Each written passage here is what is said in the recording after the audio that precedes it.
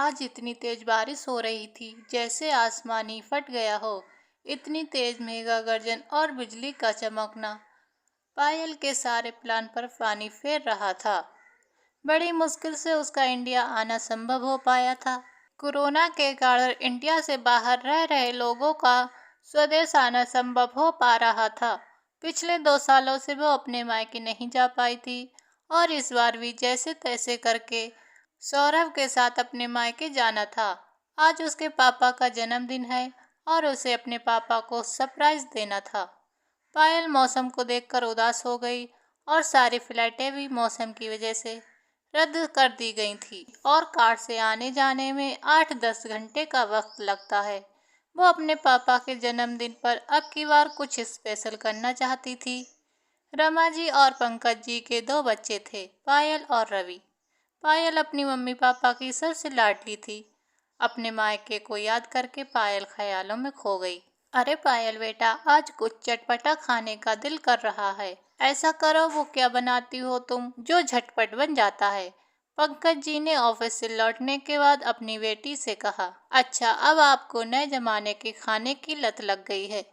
रमा जी मुस्कुराते हुए बोली। पायल बेटा देखना, आज मैं चाउमीन कंपटीशन में तुम्हारी मम्मी से जीत ही जाऊंगा। पंकज जी इठलाते हुए बोले। मम्मी पापा आप दोनों रुकिए, मैं बस 2 मिनट में बना कर लाती हूँ। देखते हैं आज आप दोनों में से कौन जीतेगा। पायल चाउमीन बहुत अच्छी बनाती थी। हरी लाल शिमला मिर्च एकदम फाइन काट कर इतनी सुंदरता से सजाती थी कि देखते ही लोगों का खाने का दिल कर जाए। पायल बचपन से ही खाना बनाने में निपुण थी। पापा आप मम्मी से हमेशा हार जाते हो।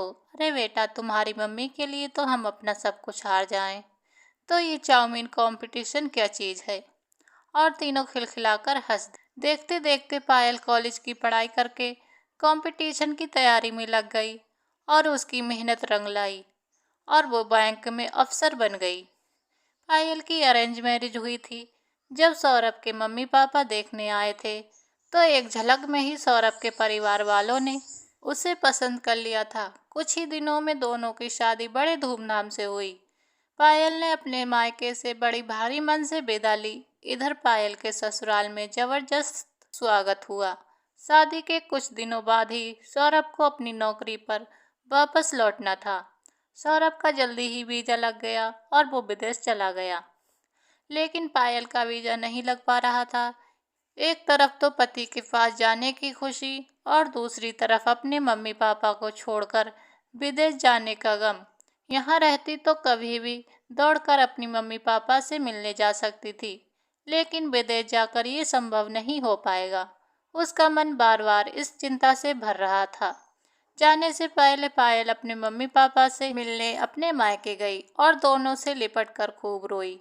पंकज जी ने दिलासा दिलाया कि बेटा तुम आराम से जाओ, अभी हम इतने बूढ़े नहीं हुए जो अपना ख्याल नहीं रख सकते, और तुम्हारे भाई भाभी तो हैं ही हमारा ख्याल रखने के लिए। तुम हमारी चिंता मत करो और अपना ध्यान रखना। आज पायल को जाना है तो उसने अपनी नौकरी से रिजाइन कर लिया और संकल्प भी लिया कि वो विदेश जाकर कोई नई नौकरी ढूंढ लेगी, और भारी मन से विदेश लौट गई। करीब 2 साल हो गए थे उसे अपने मम्मी पापा से मिले हुए, और करीब 2 महीने से तो उसकी अपने मम्मी पापा से बात भी नहीं हो पा रही थी। भाई भाभी से पूछा तो वो हमेशा यही कहते कि मम्मी पापा कुछ दिनों के लिए घूमने गए हैं, आप चिंता मत कीजिए, वो एकदम ठीक हैं। सुनकर पायल को बड़ी तसल्ली मिलती। अरे पायल जी कहाँ खो गई हैं? सौरभ ने उसके कंधे पर हाथ रखते हुए कहा।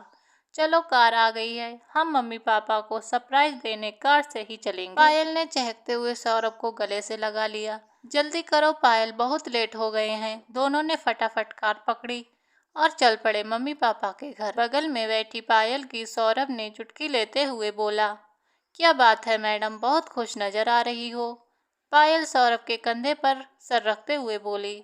सौरभ आप बहुत अच्छे हो जो मेरी मम्मी पापा का इतना ख्याल रखते हो। अपने मायके पहुंचकर मम्मी पापा भाई भाभी कहाँ हो, आप देखो कौन आया है। पायल पूरे घर में चहकते हुए बोली। रामू मम्मी पापा भाई भाभी कहाँ हैं? सब लोग या कहीं गए हैं, हाँ दीदी, बड़े साहब और मेम साहब कुछ दिनों के लिए बाहर घूमने गए हैं और छोटे साहब और छोटी मेम साहब बाबूजी के जन्मदिन पर मंदिर पर पूजा करने गए हैं। पायल ने सोचा कि मम्मी को आज पापा का जन्मदिन याद नहीं। मम्मी तो हमेशा पापा के जन्मदिन पर उनके लिए कुछ स्पेशल करती हैं। फिर अब की बार क्या हुआ? उसने अपने मम्मी पापा को फ़ोन लगाया, लेकिन दोनों का फ़ोन ना जाने क्यों हमेशा स्विच ऑफ आता है।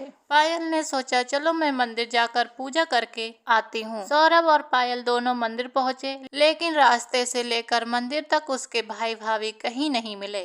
पायल को थोड़ा अजीब लगा, लेकिन उसने ज़्यादा ध्यान नहीं दिया। पूजा करके मंदिर से घर के लिए वापस आने लगी तो उसने सोचा पापा हमेशा से चाहते थे कि वो अपने जन्मदिन के अवसर पर एक बार वृद्ध आश्रम जाकर वहाँ के लोगों को कुछ भेंट दें। पायल ने कुछ गिफ्ट खरीदे और चल पड़ी वृद्ध आश्रम की ओर। पायल मन ही मन बहुत खुश थी, लेकिन दूसरी तरफ थोड़ी उदास भी थी, क्योंकि अगर पापा खुद अपने हाथों से ये भेंट देते तो उन्हें और ज़्यादा खुशी मिलती। सौरभ और पायल ने वहाँ के लोगों को पंकज जी के नाम के तोहफे और मिठाइयाँ बांटी। लोगों ने पायल के पापा और उसको ढेरों आशीर्वाद दिए। पायल और सौरभ जैसे ही वृद्धाश्रम से आने लगे तो कुछ ही दूर पर उसे अपने मम्मी पापा की झलक पड़ी। सौरभ जरा गाड़ी पीछे लो, मुझे अभी ऐसा लगा जैसे मम्मी पापा को रोड के किनारे बैठा देखा है। सौरभ ने जैसे ही गाड़ी पीछे ली, अपने मम्मी पापा को ऐसी हालत में देखकर पायल की आंखों में आंसू आ गए। पायल के मम्मी पापा मटमैले कपड़ों में सड़क के किनारे बैठे हुए थे और लोगों से खाने के लिए कुछ पैसे मांग रहे थे। पायल ने दौड़कर अपने मम्मी पापा को गले से लगा लिया और जोर जोर से रोने लगी। पंकज जी को कुछ समझ नहीं आ रहा था कि ये सब क्या हो रहा है। पापा पापा, ये सब क्या हो गया? आप यहाँ कैसे? रामू तो बता रहा था कि भाई भाभी ने तुम्हें कुछ दिनों के लिए बाहर घूमने के लिए भेजा है, फिर आप दोनों की ये हालत कैसे हुई? पायल के मम्मी पापा पायल से गले लगकर जोर जोर से रोने लगे। मम्मी पापा कुछ तो बताइए, मेरा दिल बैठा जा रहा है। रमा जी सुबकती हुई बोली, बेटा तुम्हारी शादी के कुछ दिन बाद ही तुम्हारे भाई भाभी ने हमारे साथ बहुत बुरा व्यवहार किया। बेटा तेरे पापा के रिटायरमेंट के बाद तेरी भाभी हमें हर चीज़ के लिए खरी खोटी सुनाती। धीरे धीरे तेरा भाई भी उसकी बातों में आने लगा और वो भी हमें ही कोसने लगा। तेरी भाभी पापा और मुझसे पूरे घर का काम कराती और खुद सारा दिन सहेलियों के साथ अपनी किटी पार्टी में लगी रहती। इतना काम करने के बावजूद वो हमें बासी खाना देती और कभी कभी ताज़ा खाना हम छुपते छुपाते ले लेते तो हाथ से छीन लेती। ठंड में काम और बासी खाना खाने से तेरे पापा की तबीयत खराब हो गई। मैंने तेरे भाई से दवा के लिए पैसे मांगे, लेकिन बेटे ने कहा माँ आपको दिखाई नहीं देता। मुझ पर कितना कर्ज है, बुढ़ापे में छोटी मोटी बीमारियां तो लगी ही रहती हैं।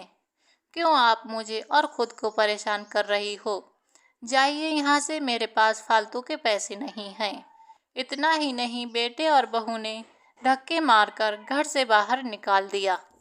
पायल ने रोते हुए अपने मम्मी पापा को गले से लगा लिया। पायल अपने मम्मी पापा के आंसू पोंछते हुए बोली, चलिए मम्मी पापा अपने घर, वो घर जो आपने अपनी मेहनत से सींचा था, जहाँ आप दोनों की उस घर के हर कोने में यादें बसती हैं। वो घर आज भी आप दोनों का ही है। भाई भाभी का उस घर पर कोई अधिकार नहीं। कोई आपको उस घर से नहीं निकाल सकता। पायल ने अपनी मम्मी पापा का हाथ पकड़ा और उन्हें घर ले आई। घर को देखकर उनकी आंखों में आंसू आ गए। पायल ने पहले ही रामू को बोल दिया था कि घर को अच्छे से डेकोरेट करके रखना, क्या पता मम्मी पापा शाम तक वापस आ जाएं। तब उसे ये नहीं पता था कि इस हालत में आएंगे। पायल ने देखा कि उसके भाई भाभी अभी तक घर नहीं लौटे थे। लौटे भी कैसे? अपनी पार्टी में जो बिजी थे। चलिए मम्मी पापा केक काटिए, पायल और सौरभ ने दोनों का हाथ पकड़ते हुए कहा। केक कटिंग होने के बाद सब ने खाना खाया और सौरभ ने सारा खाना पायल के मम्मी पापा की पसंद का मंगवाया था, जो उन्होंने महीने बीत गए थे ऐसा खाना खाए हुए। अपनी बेटी और दामाद का प्यार देख दोनों की आंखों में आंसू आ गए और उन्होंने पायल और सौरभ को गले से लगा लिया। दोनों लड़खड़ाते कदम से देर रात को उसके भाई भाभी घर लौटे तो मम्मी पापा को देख उन दोनों के होश उड़ गए। आप दोनों की हिम्मत कैसे हुई दोबारा इस घर में आने की? रवि ने पंकज जी से तुनक कर कहा। कौन लाया है तुम्हें यहाँ? मैं लाई हूँ और मैं भी देखती हूँ कौन मेरे मम्मी पापा को यहाँ से दोबारा बाहर निकालता है। मैं निकालूंगी इन दोनों को बाहर जैसे पहले उठा कर फेंका था। ये सुनकर पायल का गुस्सा साथ में आसमान पर चढ़ गया और उसने एक जोरदार तमाचा अपनी भाभी के गाल पर जड़ दिया। एक थप्पड़ से ही वो लड़खड़ा कर जमीन की धूल चाट गई। दीदी चिल्लाओ मत वरना तुम दोनों मेरा ऐसा रुद्र रूप देखोगे जो शायद ही तुम दोनों ने देखा होगा। तुम दोनों ने बियर की बोतल चढ़ाकर कौन से मंदिर में मम्मी पापा के लिए पूजा करने गए थे? जरा मैं भी तो सुनूं। पायल ने अपने भाई का कॉलर पकड़ते हुए कहा। दीदी आपकी हिम्मत कैसे हुई मेरे कॉलर को पकड़ने की? और एक जोरदार की आवाज के साथ रवि जमीन पर गिर गया।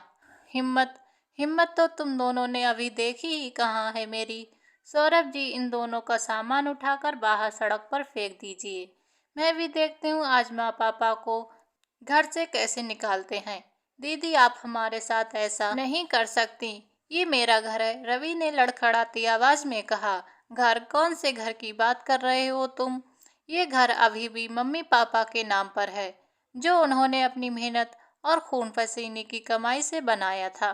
तुम्हें पापा ने अपनी जायदाद से बेदखल कर दिया है। अब तुम्हारा इस घर पर कोई अधिकार नहीं। अपना सामान उठाओ और निकलो यहाँ से। पायल ने रवि की तरफ घर के पेपर दिखाते हुए कहा, जिसे देखकर रवि के होश उड़ गए।